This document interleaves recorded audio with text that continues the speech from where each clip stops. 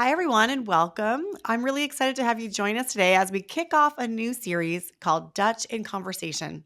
Our first installment today is with Colleen Cutcliffe, PhD, and she's the CEO of Pendulum Therapeutics. Now, Pendulum is a microbiome focused company.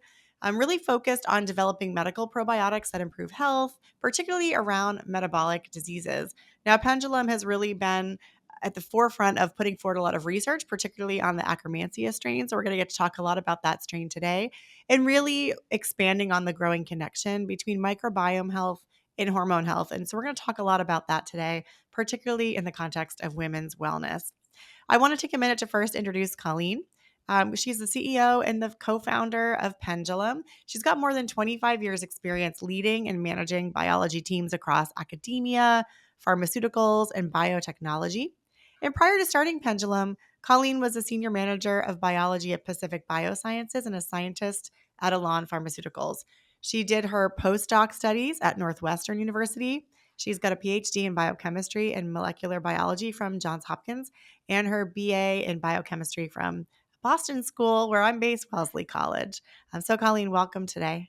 Thanks so much for having me. I'm really excited that you're here. So I'd love you to start by just talking a little bit about the science behind Pendulum. Like when Pendulum was founded, what was your vision and your mission in really creating this company?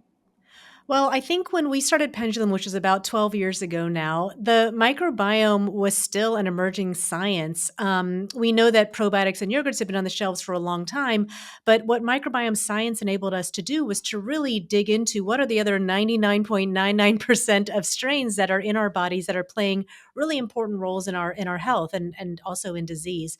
And so when we started the company, the whole premise was we believed that the microbiome was going to be the next frontier of human health and discovery for ways that we could intervene.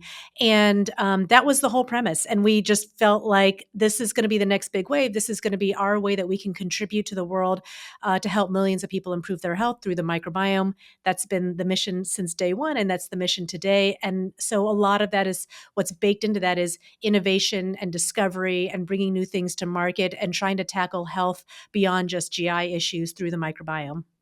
Yeah, it's so interesting because I think you're right.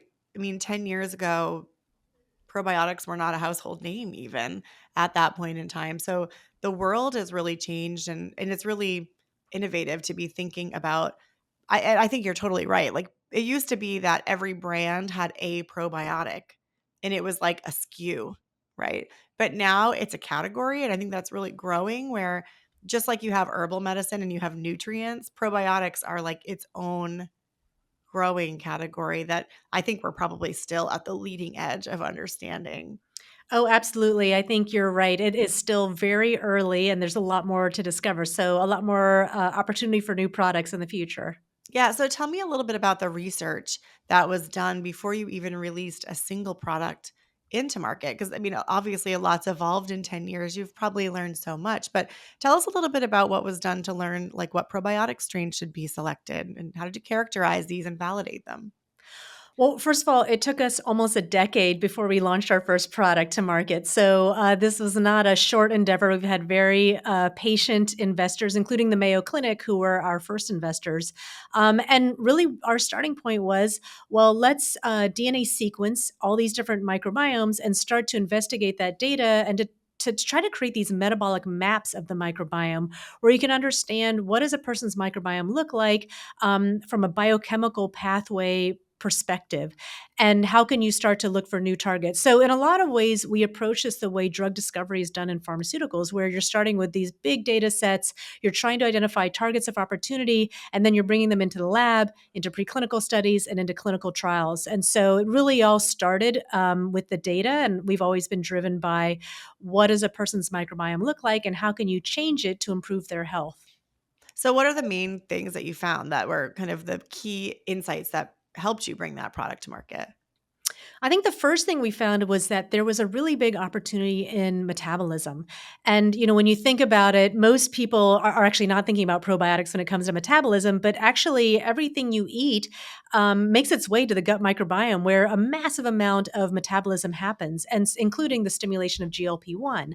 And so when we first started, it was really understanding that the microbiome could impact metabolism and then starting to look for what are the key pathways. And the two really important things that we found that distinguished a healthy person from a person with metabolic issues was one, their ability to metabolize fiber and stimulate GLP-1, and two, their ability to have a structurally sound gut lining. And those two things are sort of the underlying mechanism for our products, and really the underlying mechanism for how we were able to demonstrate that you could actually help people with diabetes on par with the efficacy of a pharmaceutical. Interesting. So, tell me about like the key ingredients in that first product that you brought to market. The first product they brought to market it's a formulation of 5 strains. So it has a lot of them are names that people are not going to recognize because they're not really on the shelves. So we'll start with the one that's sort of the most familiar, which is Bifidobacterium infantis.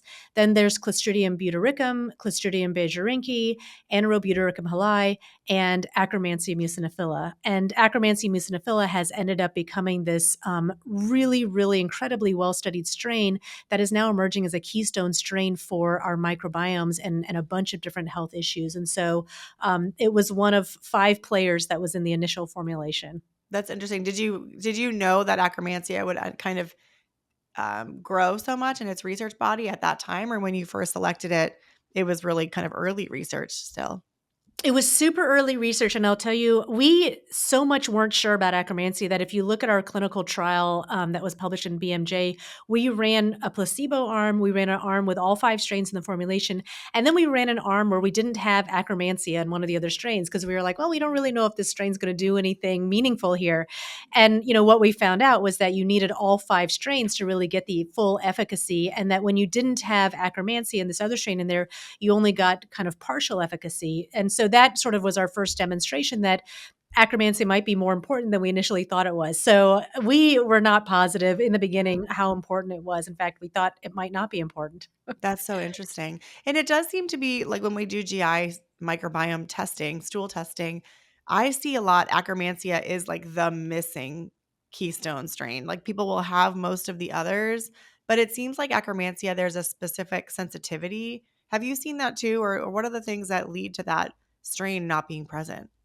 Yeah, I think what has made it sort of marked as a keystone strain is, to your point, people are starting to recognize that when you're low in Akkermansia or even missing it, you can't even see it on a sequencing test, that it's correlated to all these different wide variety of diseases. So not just your typical GI diseases like IBS or IBD, but also metabolic diseases like obesity and diabetes, things like autism and Parkinson's, and even things around immune responses, allergies, asthma. And so people are realizing that when you're low in Akkermansia, it's correlated to all these different diseases. And over the last 10 years, what we're starting to see is the data supporting the why and what is the mechanism by which Akkermansia is having this impact, where when you lose it, all of a sudden it shows up in all these different disease states. Well, let's talk a little bit about the why and the mechanisms. I think this is interesting and it's probably multifactorial, but what are some of those key, like molecular, biochemical effects that Akkermansia has on the gut? I think, first of all, I'll say a bunch of new stuff is always emerging all the Oh, yeah. time. And I think we're very early in this. But what we know so far is that I think there's sort of maybe 3 key things that we know about Akkermansia. The first is really around the structure of the gut lining. So, Akkermansia is the only strain that we know to date that can both consume and stimulate the creation of mucin. So, what is mucin? Mucin is basically the glue that holds together your gut lining. So, if you think about your gut lining like a wooden fence, which has all these wooden planks that are held together by glue, I actually have a wooden fence in my backyard, and when I first moved in, it was really strong. Everything was fantastic. But what can happen over time and through seasons is that glue can start to weaken, and a plank could start to fall, and now you've got a leaky fence. Well, your gut lining is structured exactly the same way. You have these epithelial cells, which are those planks, and they're held together by glue, which is called mucin. And over time, and through the loss of this certain strain, Akkermansia, that glue can start to thin. And when it thins, that lining, those planks, those epithelial cells start to get gaps between them. And so you actually lose the fundamental structure of your gut lining. And the reason that's so bad is because now you have all these things inside the gut microbiome that are supposed to stay inside that are making their way into the bloodstream and vice versa. And so you just have this leaky lining. And so for a lot of people, that shows up as GI issues, inflammatory issues, immune response issues, metabolic issues. So that's one of the big reasons that it's such a keystone strain, because it is the only strain we know of that really regulates that mucin layer, that glue. That's so interesting. And then when we look at the impact of like gut barrier dysfunction, so I mean when you talk about the widespread result of that of Akkermansia deficiency, I don't know what you would call that. Can you call it a deficiency technically? I think you can call it a depletion or a Okay. deficiency. Sure. Yeah. Imbalance, depletion, that Yes. dysbiosis where you're lacking Akkermansia, then that leads to the gut integrity challenges like you're describing. And then from there, it seems like there's a widespread number of effects that have been studied. Let's start maybe with gut health, the most direct correlation. What are some of the symptoms that come up for people with gut health that might lead them to say, you'd mentioned IBS, but what would lead them to say, maybe I need to have this investigated? Yeah, I think that kind of some of the more common things are that people might start to experience is, more diarrhea or even more constipation. So your bowel movements are starting to become really irregular, or they've been irregular and you haven't really known why. For some people, it's food sensitivity. So, hey, I used to be able to eat all these different things, and now all of a sudden, these certain foods are causing me a lot of digestive issues. It could be that your gut lining is out of whack, and you just need to fix that.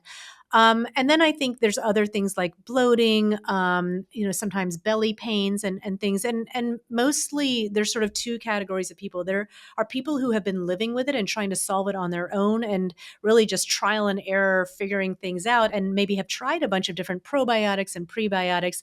And for those people, because Akkermansia has never been on the market before, that could be that one missing link, that all the Mm. hard work that you've been doing just needed this one keystone strain, and all of a sudden everything would sort of fall into place. And so for a lot of people that have been trying, they've been on this journey trying to discover, like, what is the source of my food sensitivities, of my GI sensitivity. It's really could be that it's Akkermansia. And then for some people, as we age, we know we start to become depleted in Akkermansia, or when we go on an antibiotic, we know that that decimates the microbiome, and you might not have gotten your Akkermansia back up and growing after that.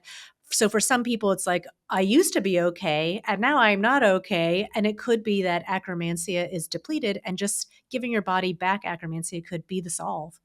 That's interesting. Yeah, I'm really glad that you bring up the point of food allergies because, as a practicing ND, that's something that I saw all the time, and it is such a challenge. And what you find is people will start chasing the foods, and then, they're staying away from one category they were reactive to, so they shift their diet, and then if you retest them, they're allergic to those new foods that they're consuming a lot. And this is, observations, years ago, but really generally the foods are not the problem, and that's one thing that I think is a paradigm shift in functional medicine, because we have a lot of food allergy tests and it might tell you what you're reacting to right now, but that's very dependent upon the diet that you're eating. And I think what we're really shifting to take a look at it as a sign of barrier dysfunction, because food allergies do exist, obviously, but not as commonly and as widespread, I think, as the functional medicine world looked at traditionally. It's really more a sign that that barrier that should be keeping larger proteins out of the bloodstream is not working as well, and the foods are getting in, and the proteins are too big for the immune system to recognize, and that stimulates immune dysfunction. And maybe we can talk about that as well, because it's the food, but it's not just food that can end up triggering the immune system activation around the gut, which then leads to so many other problems.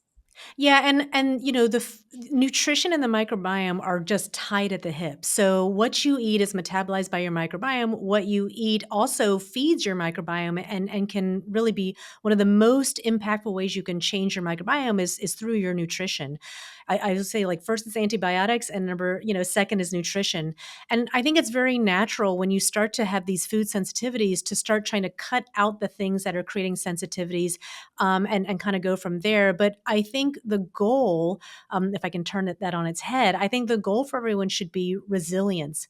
How do I create the most resilient gut microbiome that allows me to consume all these different foods? That might require you to take a step back for a second and start to cut things out and then build your microbiome back up and then build those foods. But really, the goal is resilience. And the key to a resilient microbiome is the diversity of the microbiome for these particular biochemical pathways. And so that really is the job of the practitioner who's working with the patient, is to figure out how do we get from this place of sensitivity to a place of resilience, through, I think, sometimes relatively complex protocols, but the whole goal is resilience. I love that paradigm shift, and it seems as like the piece for resilience, the solve is putting the right strains into the gut and also nurturing through food intake and high fiber diets. And it is amazing. There is really cool research on people who they do a sharp dietary change, like low fiber to high fiber or high fiber to low fiber, and then they can measure the impact on gut microbiome in like 24 hours. I mean, it's huge.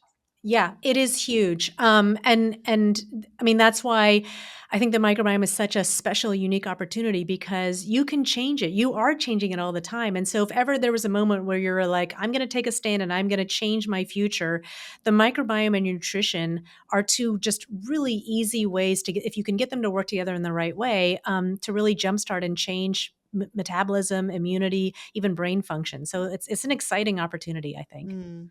So we started with gut health. Let's talk about some of the kind of other bodily systems that we know are heavily impacted by the gut microbiome. So maybe we can start with immune system. Can you talk a little bit more about that connection point with the gut microbiome and inflammation and immune dysfunction?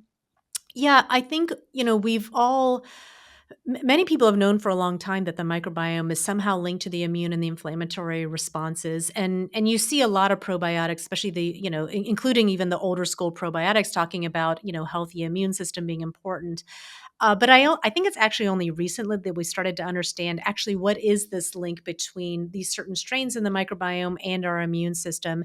And again, just with the caveat that we're really early in research, but I think we're starting to see some compelling literature showing that there are particular strains in the microbiome which can start to impact these interleukins, IL-6, IL-17, which I know you guys are really familiar with, and that becomes a really important regulator of the immune system and this sort of gut immune axis. I do think it's still really early, and I think that one of the complicating factors that we don't fully understand is what is the host starting immune system, Mm. and what are the changes to the microbiome? How are those two things correlated with each other?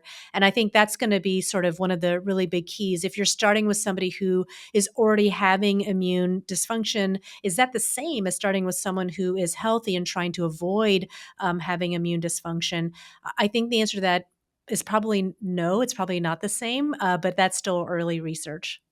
Yeah, with all these things, I like when I'm presenting on, like, I did a reproductive microbiome talk last summer, and when I opened, I said, "Okay, probably half of what I'm gonna share is wrong, but the problem is I don't know which half it is, so just Yes. pay attention to the literature. This is just based on what we know today, but a lot of it is early, so keep that in mind." That's a great thing to say. Can we talk a little bit about mental health? Because I think that's another area people are surprised that there are connection points between the gut microbiome, but that's another thing that's been studied, like cognition and mental health.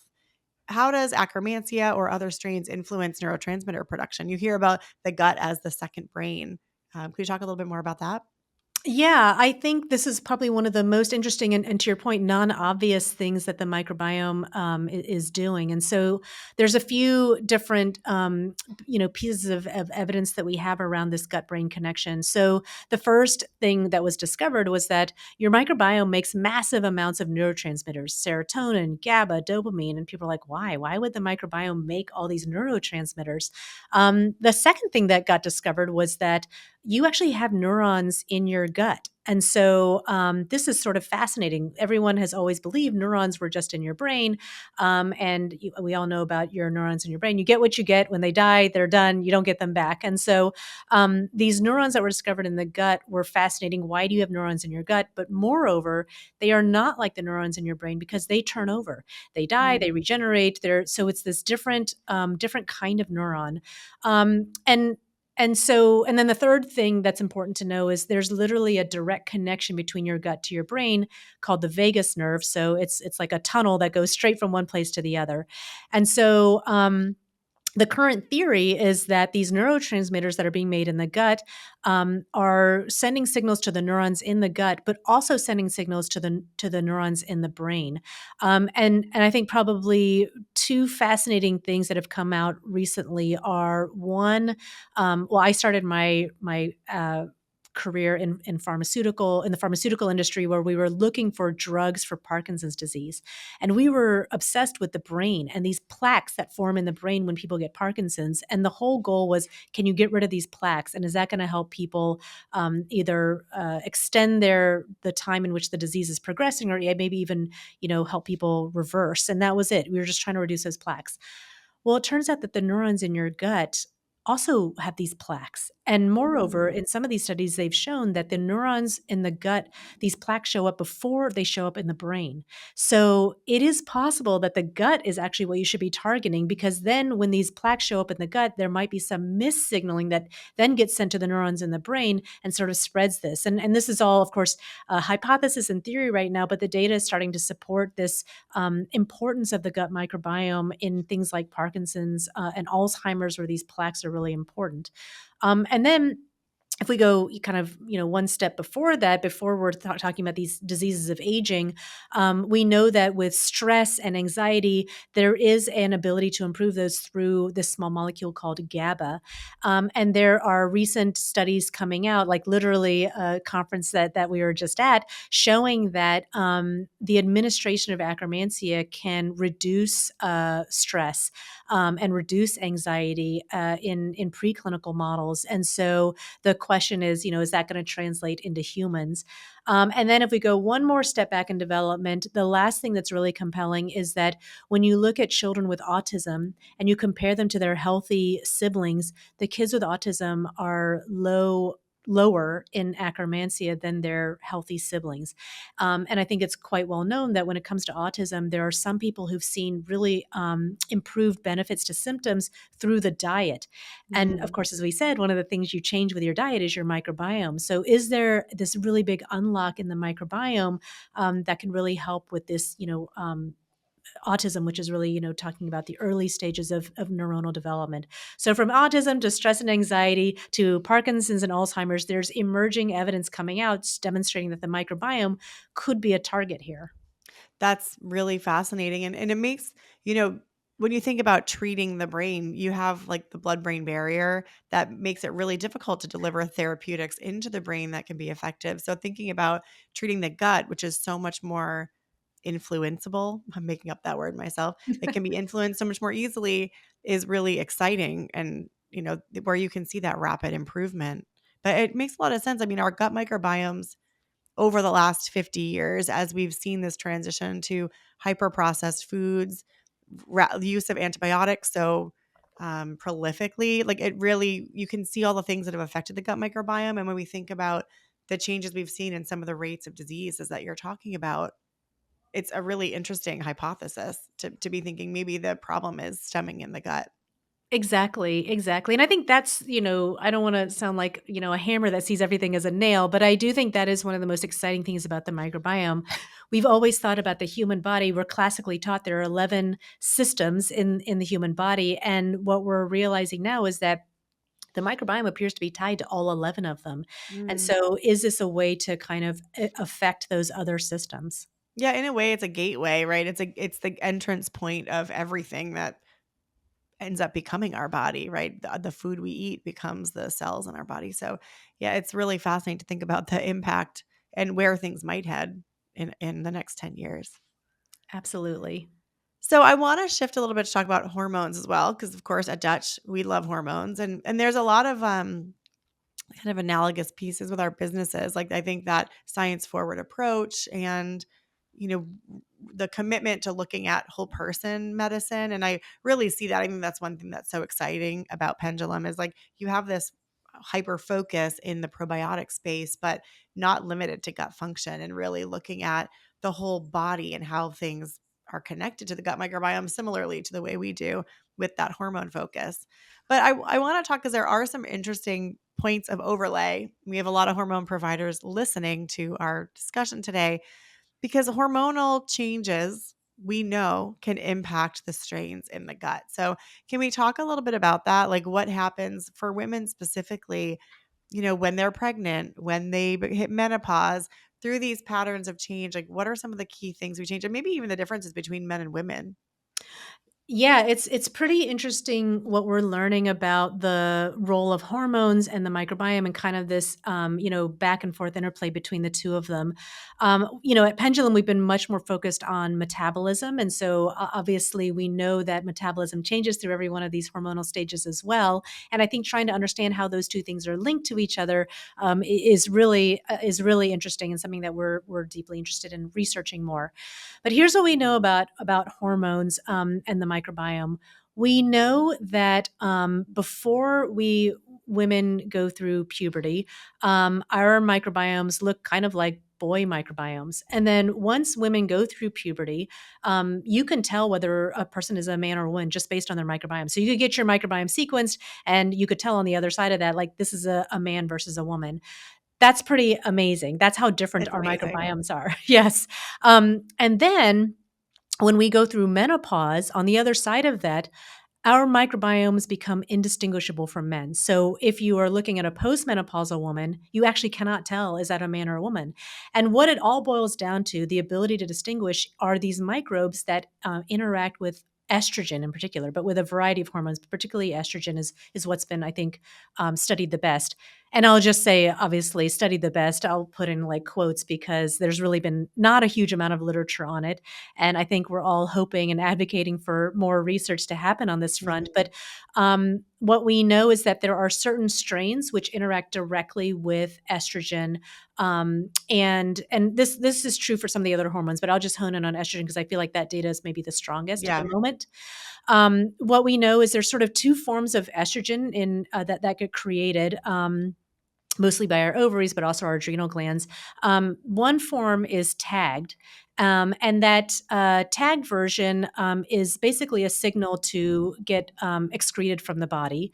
And then there are microbes that will actually untag. So they'll remove that tag, and now you've got a free estrogen molecule. And that's a signal when it doesn't have its tag on it to go back into the bloodstream and become free estrogen in your bloodstream.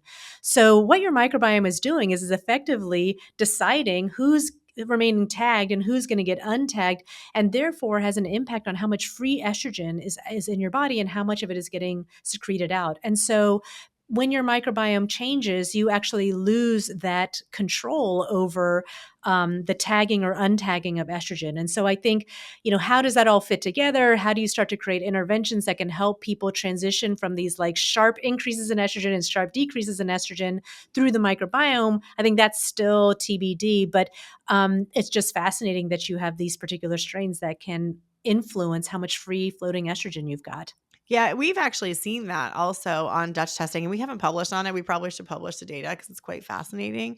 But about 2 to 3 years ago, we added a marker, a urine marker called indican, which is a non-specific marker. It's an organic acid that elevates with dysbiosis, but it's not a specific diagnostic screening tool, but it is associated with like people with dysbiosis can have elevated indican in their urine. So we added that as an additional marker on the Dutch test to let people know because it's a urine based test. It's not a stool test. So it's not diagnostic, but it helps providers identify when gut testing might be more appropriate for a patient, especially when their patients are asymptomatic, which is kind of an interesting aside because people's perception of what normal gut function looks like is pretty widespread. I'll just tell a little side story. before we dive into that, I'll never forget, I did most of my practice was fertility, and I was sitting with a couple, and I do a review of systems for both partners. And when I asked the male partner about his digestion, he's like, my digestion's fine. And his wife said, your digestion's not fine. And, and it became this thing. And I said, well, tell me a little bit about what it's like. And he's like, well, I go to the bathroom, like I have a bowel movement maybe like 7 or 8 times a day, and it's like liquidy, but that's how my mom is too. And that's like what my family has always had for normal digestion. And the wife was like, just because your mom has it doesn't mean it's healthy. But he grew up with that culturally. And because we don't talk that much about what should be expected, he had no idea what normal looked like or not. My point being, sometimes that marker on the lab test is the first sign to someone that, okay, maybe what I'm experiencing isn't normal. And sometimes dysbiosis can be asymptomatic for people if they're not really perceptive to it. But what was interesting was that when we looked at the research of people who've done the Dutch test who have elevated indican, we actually saw a trend to higher estrogen levels in Mm. the overall test results. And this is looking at tens of thousands of samples that we've run, men and women. So it is really interesting because we can see that that dysbiotic pattern does result typically in a higher estrogen level in the body. And like you're talking about, we know that estrogen is metabolized through phase one, where it adds it gets glucuronidated, then methylated, and then it goes to the gallbladder, and then it gets kind of packaged up and sent to the gut. And yes, certain strains that produce a lot of beta glucuronidase can kind of cut that package open and allow that estrogen to be resorbed. So it's definitely a very interesting connection point. And so you're looking at that connection from hormones and gut in two directions, both the way that the gut function and the microbiome impacts your hormone level. And then, so interestingly, like you highlighted, the way that hormones impact the gut microbiome.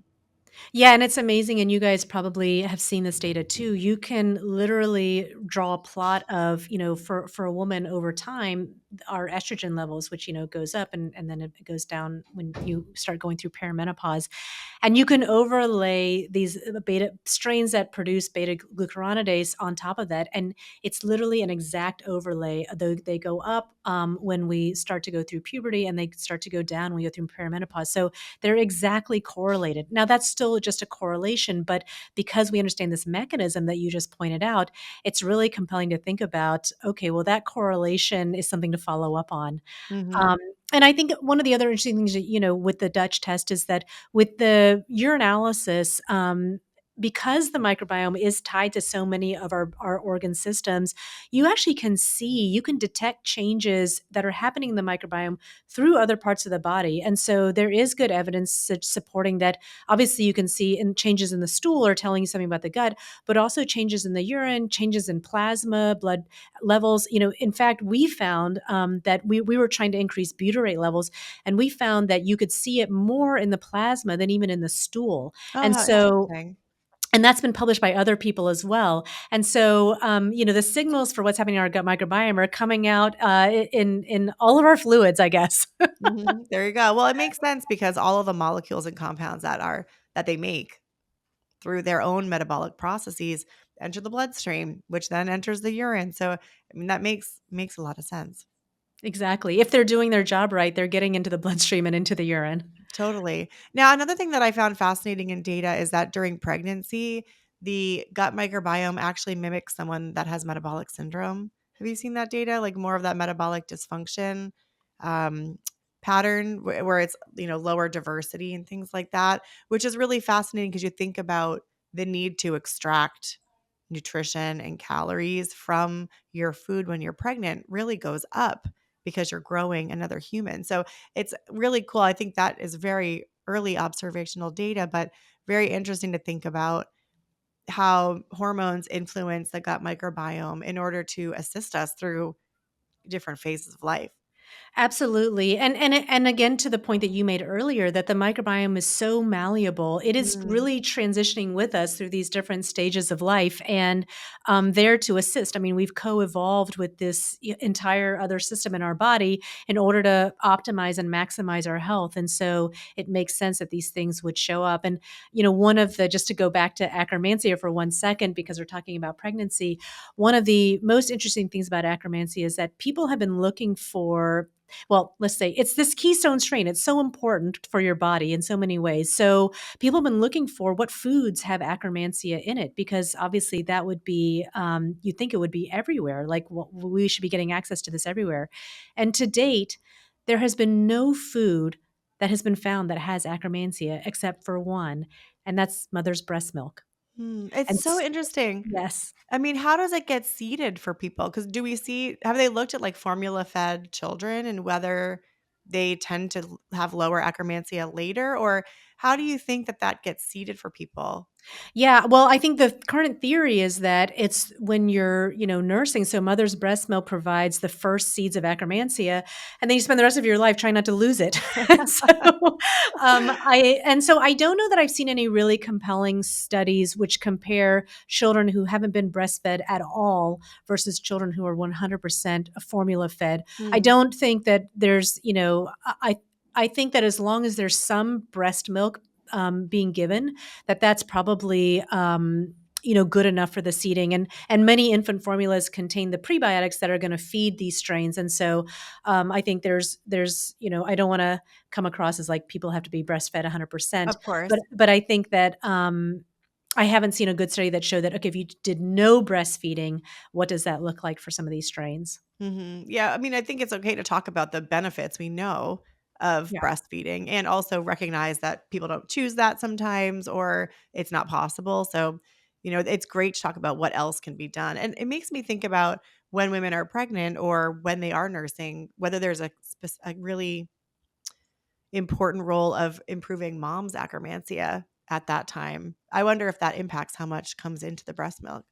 Yeah, we're really interested in that. And how can you, even when you're trying to get pregnant, how can you start to seed your body for having the right strains that are going to help your baby? But, I think the other thing too is just practical knowledge. So, my first daughter was born really prematurely. She actually never had the jaw strength to be able to nurse properly. So, every ounce of breast milk that kid got, I pumped and then fed to her. And so sometimes I would just literally feed to her directly, but most of it got stored in the freezer and then thawed. And I think Mhm. a lot of people do this. You're storing breast milk, you're thawing it out, you're feeding it to the baby.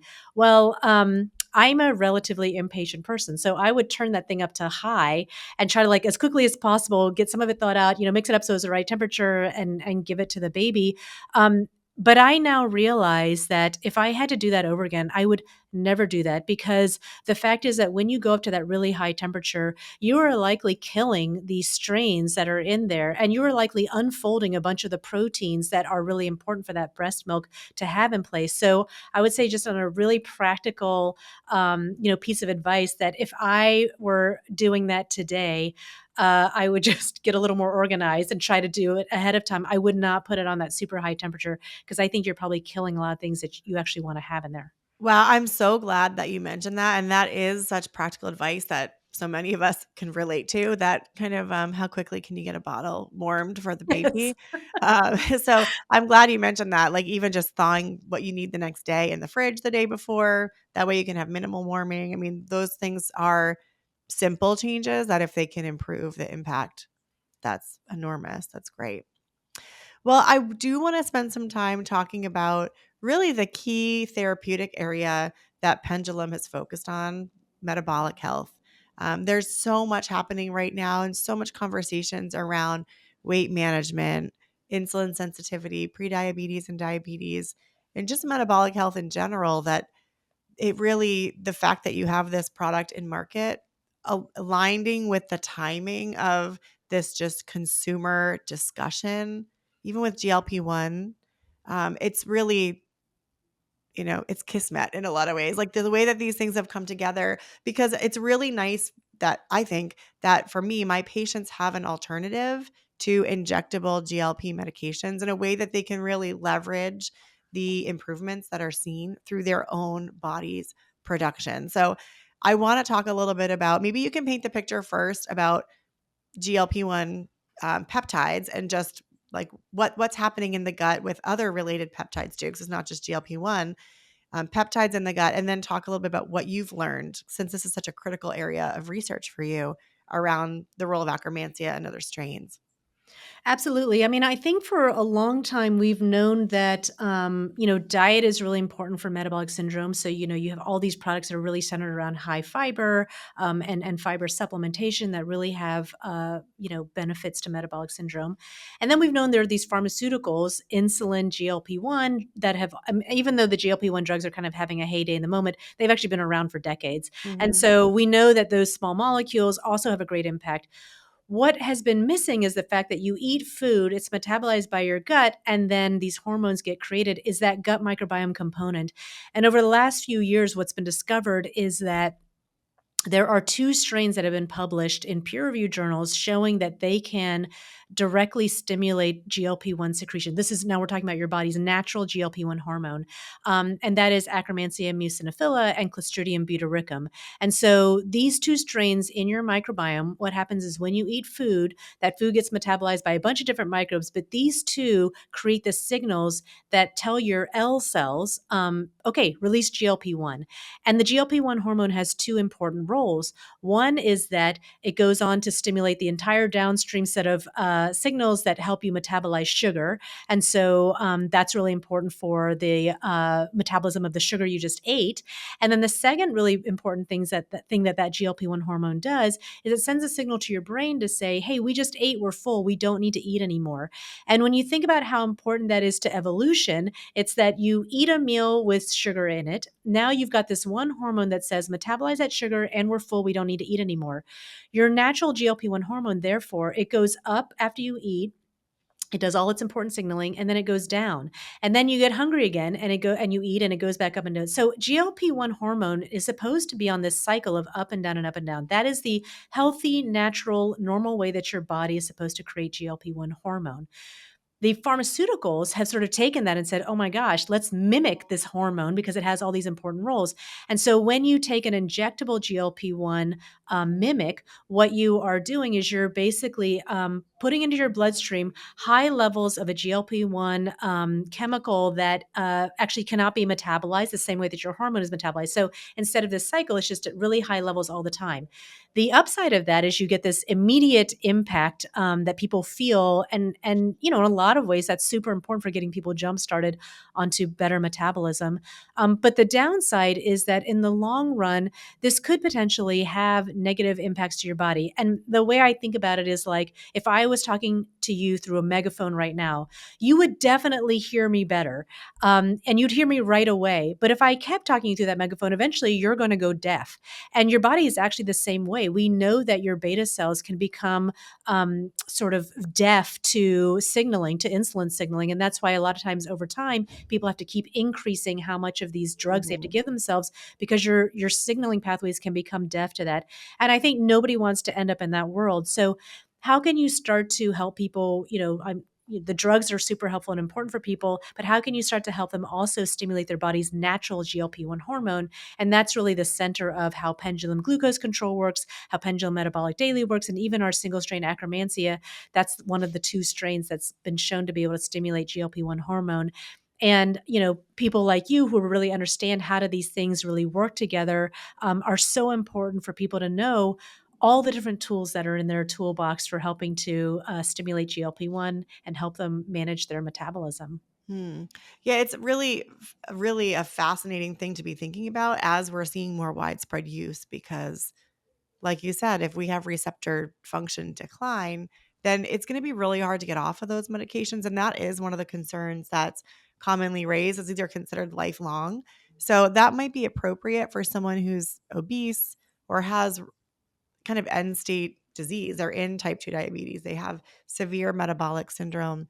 But when we see them used in the population that just wants to lose 10 pounds, I really think there's a huge risk of, like you said, that overuse that can be really difficult to get off of versus thinking about stimulating endogenous production, which is such a safer way with other benefits. Like we've talked about, improving the microbiome has so many other downstream benefits versus that one targeted approach. So, yeah, I just want to reinforce that. And I will say, interestingly, like I've been taking the glucose control product for probably 6 months, and like I feel a huge difference in my hunger. And I lift weights and work out a lot. So there are times where I'm like ravenous. Yeah. But I've actually seen that just change, even with cravings and things like that that are minor. And I mean, I'm an N of one, so take it with a grain of salt. You've done a lot more. You've had a lot more look at a broader perspective of people. But I do think, I'm just giving you my personal experience for people who are listening, because I think if you have patients that are asking for that kind of support, there's really nice alternatives available that I would highly recommend, like the Pendulum product, to have them try first. Again, not just for that one benefit, but because there's so many other downstream benefits of improving the gut microbiome. And you're not alone in that food cravings thing. So we actually did a study using the food cravings inventory. So that's a test for food cravings. And we found that after being on these strains for 3 months, so 90 days, 91% of people had statistically significant improvements in their food cravings. And that was across the four major cravings types: sugars, fats, high fat foods, and carbs. I can't believe I forgot the one that is my craving problem. And so I think that that shows that, when you can actually help your body improve the microbiome, you can also help these food cravings. And that's a great jumpstart to help people to make better food choices. And I'll again just advocate that it's not just about your microbiome, it's also about your nutrition. So if you can pair higher fibers, higher polyphenols in your diet with a microbiome intervention, or you have a microbiome intervention that helps you choose those higher fiber, higher polyphenol foods, you're really going to be helping your body in these ways that are sort of your natural body's way to stimulate GLP-1 hormone.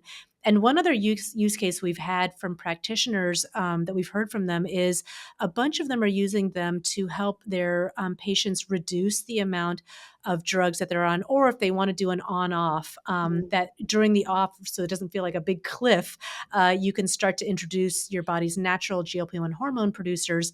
And that's a great way to help people, kind of not be on this super high dose all the time for long periods of time. That's great, great advice. I'm really glad you shared that, because I think learning from the field the best ways to use it from other providers is great for you to facilitate the sharing of that. So thank you. So I want to talk a little bit about the future of probiotics. I mean, beyond probiotics, where I'm hearing more about things like postbiotics or the next generation symbiotics, kind of the combination of probiotics and prebiotics to enhance gut health. Can you talk a little bit about what you see in the future in this space? And, I know it's a educated guess, but foreshadowing, like what's coming down the pipeline that providers can expect to see? Yeah, well, so if we start kind of with a definition of terms, because I think it is sort of a confusing space for a lot of people, what are all these different things? And it feels like there's marketing innovation happening all the time that, is it real science or not? And so I think the first thing is the probiotics are the actual strains. So everything we've been talking about here are the actual strains that are in this case, the gut microbiome, that do all the activity. Prebiotics are the foods that feed those strains. So we've talked about high fiber diet, high polyphenol diet. Those are the foods that you can either get in the form of, actual foods or in the form of supplementation. Those are prebiotics that feed the strains. And then the postbiotics are all the small molecules that are created by the strains themselves. So the prebiotics feed the probiotics, which create postbiotics. We don't talk about this a lot, but actually, most of our products are symbiotics. We have observed in preclinical studies that if you don't have the prebiotic with the strains, you actually don't get as much efficacy. And the kind of analogy for that is that if you were going to drop me off on a deserted island, I'd rather you drop me off with a cooler full of sandwiches and beers than by Mhm. myself. And Mhm. so we're kind of delivering the food with the probiotics themselves in order to help them get jump started when they make their way back into the gut microbiome. Um, and I think that there will be an ever increasing role for both prebiotics and probiotics as we kind of look at the most effective ways to impact the gut microbiome. I'm a lot more skeptical about postbiotics.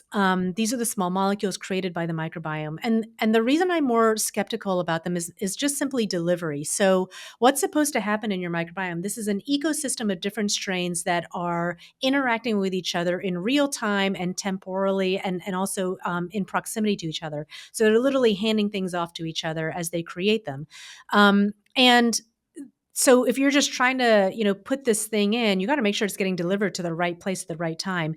And probably the most compelling data that we have, just the decades of research, is around the small molecule or the postbiotic called butyrate.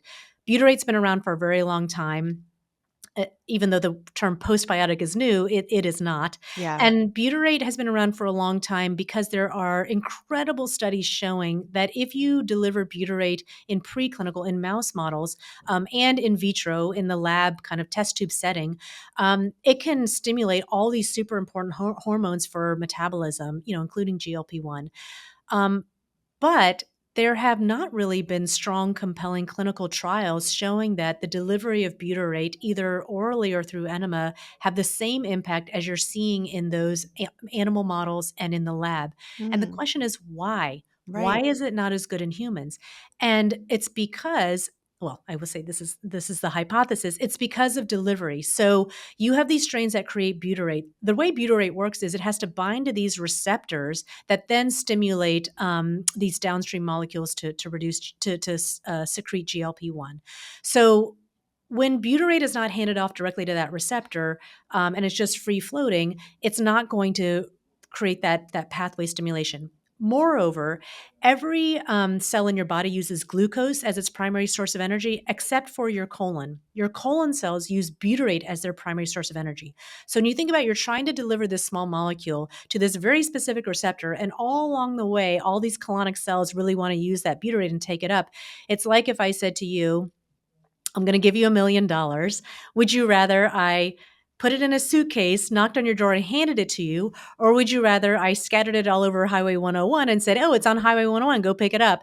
You would much rather I delivered it to you in a suitcase because you know that if I scattered it all over the freeway, everyone would be pulling their cars over and taking your money.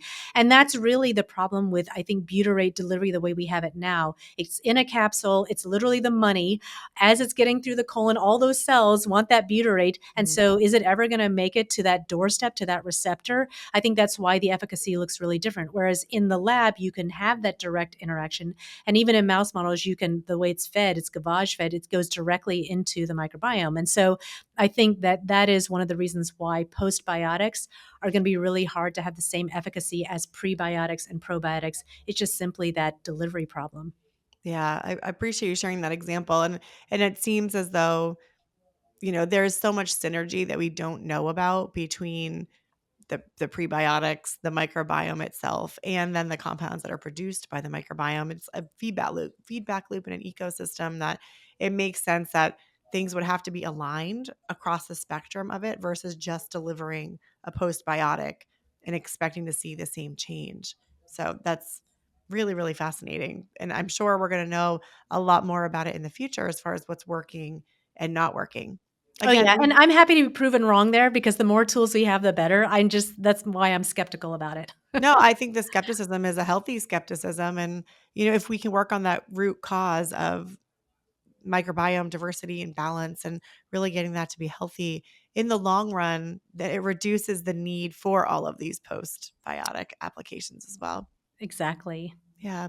Wonderful. Well, it's been awesome having you. I had so much fun when we recorded the podcast at A4M in December, and again, really expanded on our knowledge here. So I really appreciate your time today. If people want to learn more about your work or about Pendulum or about the research that you guys are doing, what are the best ways for them to stay in the know?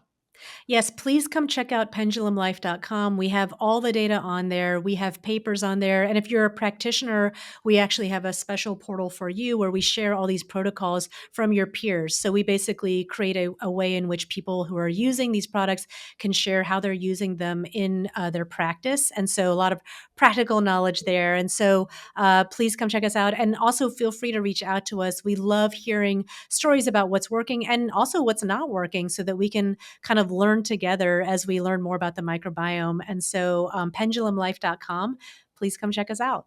So thanks so much, Colleen. Thanks so much. For those of you who are listening, I'm sure that this emerging science has stimulated a lot of questions for you. It definitely does for me. It's like you know a little bit and now you want to know a lot more. We will be following up with a live Q&A. It'll be on IG Live. It'll be May 9th at 11:15 Pacific, which is 2:15 Eastern, and all your time zones in between. And also, when you join the IG Live, you'll be able to submit questions live and be part of the discussion. So we really invite you to join us there. So thank you so much, and we will see you there.